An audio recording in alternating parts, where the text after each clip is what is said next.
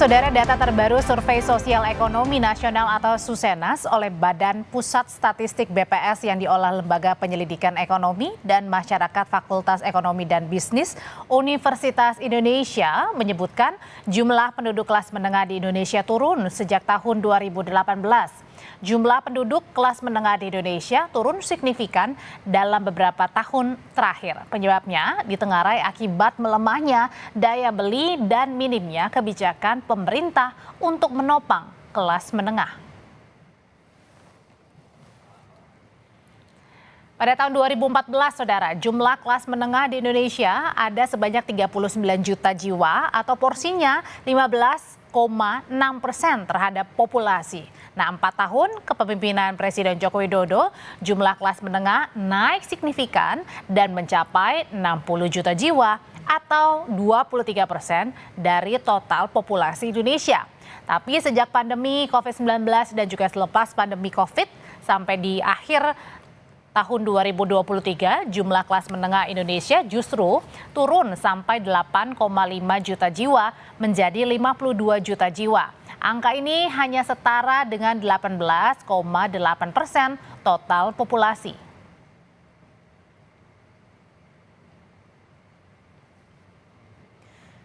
Dan kelompok kelas menengah di Indonesia jumlahnya lebih banyak dari kelompok masyarakat miskin maupun masyarakat kaya. Saat ini kelompok masyarakat kelas menengah menghadapi banyak masalah. Salah satunya adalah gaji atau pendapatan mereka lebih kecil dari pengeluaran. Kelompok masyarakat kelas menengah di Indonesia saat ini menghadapi banyak masalah. Gaji mereka yang terbatas membuat mereka kesulitan mengatur keuangan untuk memenuhi kebutuhan sehari-hari. Jumlah masyarakat kelas menengah di Indonesia lebih besar dibandingkan kelompok masyarakat miskin dan kaya. Warga yang memiliki pengeluaran Rp729.000 hingga Rp1.700.000 masuk kelompok calon kelas menengah. Sedangkan warga dengan pengeluaran 1,7 juta hingga 8,2 juta rupiah masuk dalam kategori kelas menengah. Jumlah dua kelompok ini mencapai 70 juta orang atau hampir 67%. Laporan harian Kompas menyebutkan pendapatan kelompok calon kelas menengah dan kelas menengah ternyata lebih kecil dari pengeluaran mereka. Data tahun 2021, rata-rata gaji kelompok calon kelas menengah berada di angka Rp934.000. Sedangkan pengeluaran mereka lebih dari Rp1,1 juta per bulan. Dengan demikian, mereka mengalami defisit sekitar Rp181.000 per bulan. Defisit gaji dan pendapatan diperkirakan akan makin besar di tahun 2045 mendatang, yang bisa mencapai angka Rp818.000. Hal yang sama terjadi di kelompok kelas menengah. Di tahun 2021, diperkirakan rata-rata pendapatan mereka di angka Rp2,71 juta. Sedangkan pengeluaran mencapai Rp2,78 juta. Ada selisih gaji dan pengeluaran sekitar Rp65.000. Di tahun 2045, selisih pendapatan dan pengeluaran diperkirakan bisa mencapai Rp431.000. Sebagian besar pengeluaran kelompok kelas menengah adalah untuk membeli rumah dan kendaraan. Untuk menutupi kekurangan, mereka biasanya mencari penghasilan sampingan. Rata-rata pengeluaran saya selama sebulan itu saya bisa dikatakan juga sebagai sandwich generation ya. Saya juga harus ingat orang tua di Jombang. Saya biasanya 4 juta. Pendapatan saya, alhamdulillah, kalau bisa dikatakan tuh lebih banyak di luar mengajar. Jadi seperti saya lebih banyak traveling karena saya bersama rekan ikut konsultan, kemudian ikut penelitian di kementerian seperti itu. Saat ini banyak program atau bantuan yang diberikan pemerintah pada kelompok masyarakat miskin. Banyak bantuan diberikan seperti BLT tunai, bansos beras, dan lain-lain. Sedangkan masyarakat kelas menengah yang hidup pas-pasan masih minim perhatian dari pemerintah. Tim Liputan, Kompas TV.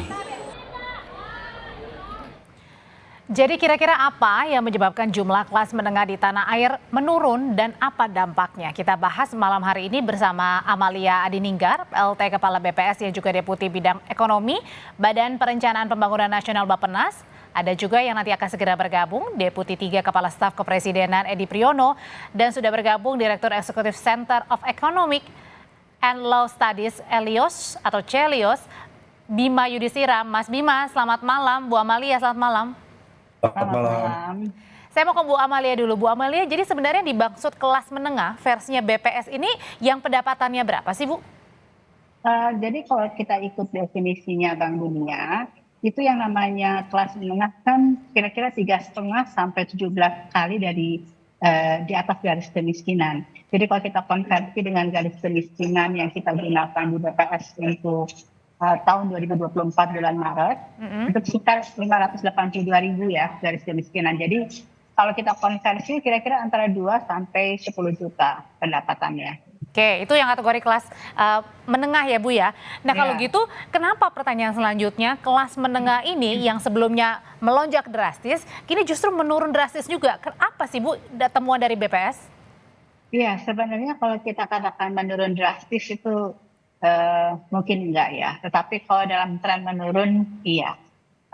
Dan kalau kita bandingkan memang mungkin sebelum pandemi COVID-19 dengan yang terakhir 2024 memang kalau waktu sebelum pandemi COVID kan kira-kira ada di 20%-an.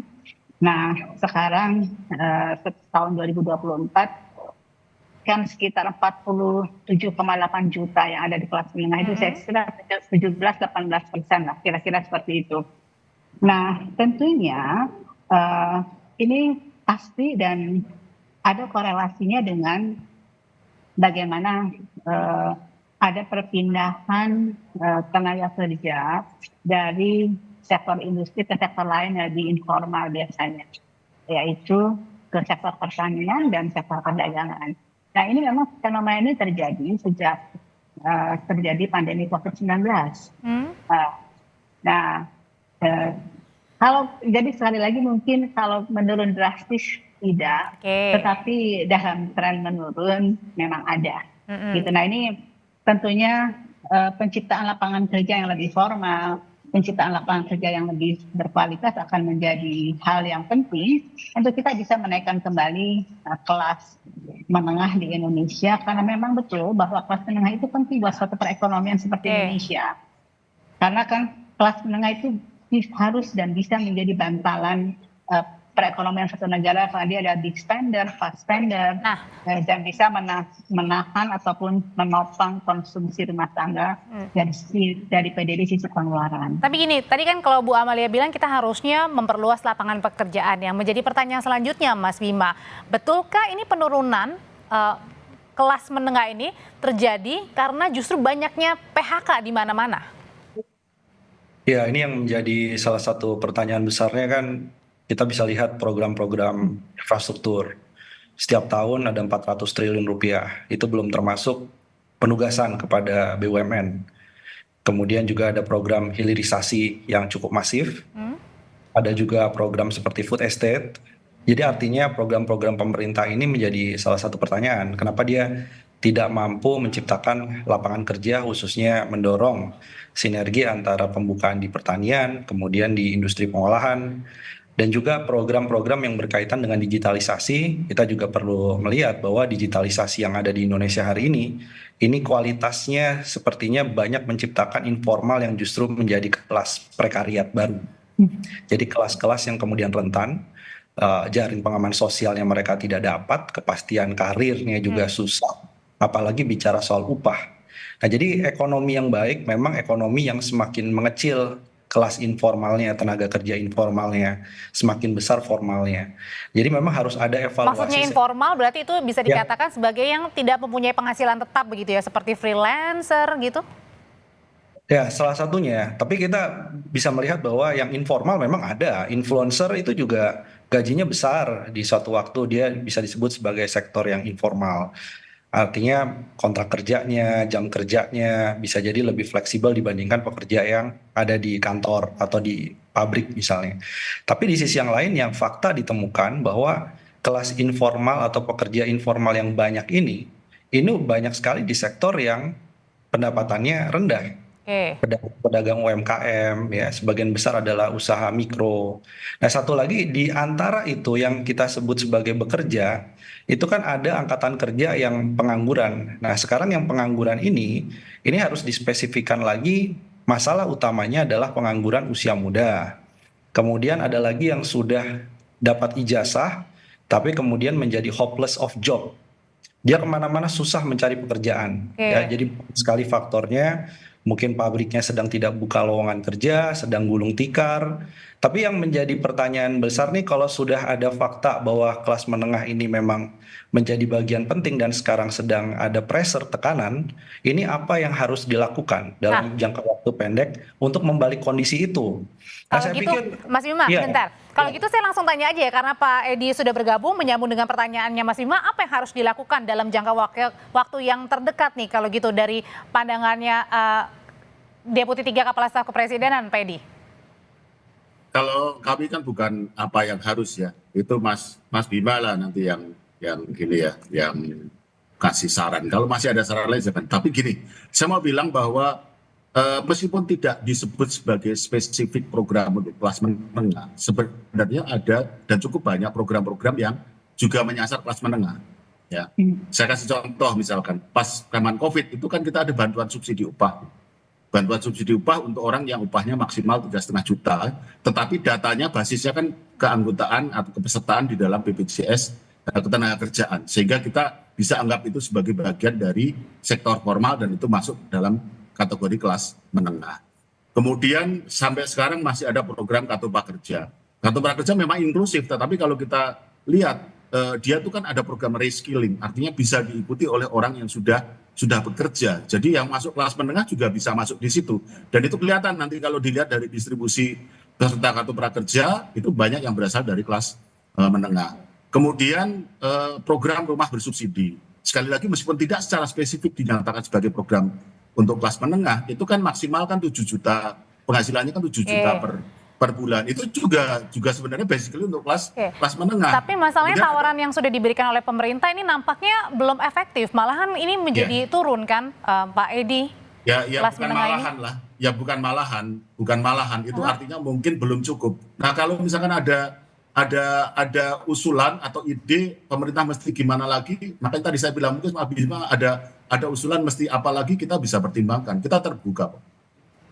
Kalau dari Bu Amalia sendiri sebenarnya kalau dilihatnya apa sih kebijakan dari pemerintah yang kurang tepat sasaran? Karena kan selama ini kalau dalam paket pengantar sebelumnya juga kan misalnya begitu ketika misalnya menyasar kepada bantuan-bantuan untuk masyarakat yang tidak mampu atau kurang mampu. Nah, pertanyaannya kelas menengahnya gimana nih? Tentunya kan untuk kita bisa menaikkan proporsi kelas menengah, sebenarnya kebijakan yang paling pas adalah menyiapkan atau menyediakan lapangan pekerjaan yang formal, yang berkualitas, yang bisa memberikan pendapatan yang baik untuk masyarakat. Nah, saya tidak mengatakan bahwa kebijakan pemerintah kurang tepat, tetapi kalau saya boleh sampaikan, sebenarnya sudah banyak kebijakan-kebijakan pemerintah yang sudah dilakukan. Tapi ini tentunya perlu proses. Dan ini kan dalam proses pentahapan kita menyusun kebijakan ekonomi yang lebih baik dan lebih baik lagi. Indonesia butuh pertumbuhan ekonomi karena pertumbuhan ekonomi yang 5% seperti saat ini yang kita rasakan, sebenarnya buat ekonomi sebesar Indonesia itu belum cukup.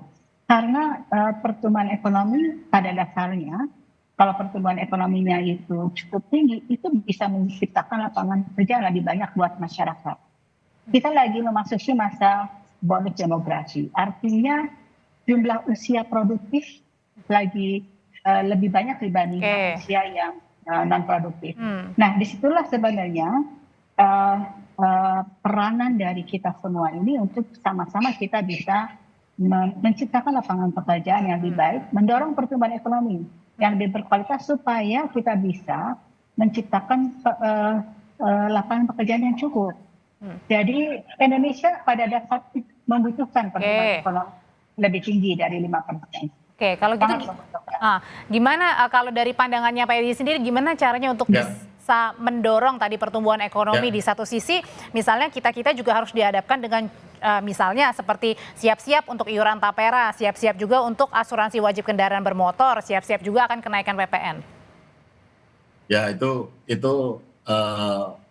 lain lagi ya. Saya pengen yang tadi disampaikan Bu Amalia, Bu Winnie ya. Setuju ya. Jadi sebenarnya cara yang paling ideal itu adalah lewat pasar kerja. Dalam arti harus tercipta lapangan pekerjaan. Nah, apa yang dilakukan pemerintah? Terlepas dari berbagai kontroversi perdebatan yang ada, itulah sebenarnya salah satu tujuan dari Undang-Undang Cipta Kerja. Karena apa? Karena lapangan pekerjaan formal ini kan munculnya dari mana? Dari investasi. Ada perdebatan gitu loh, beberapa pengamat itu mengatakan bahwa investasi kita tidak kurang, yang penting adalah kualitasnya. Oke, setuju, kita tingkatkan kualitas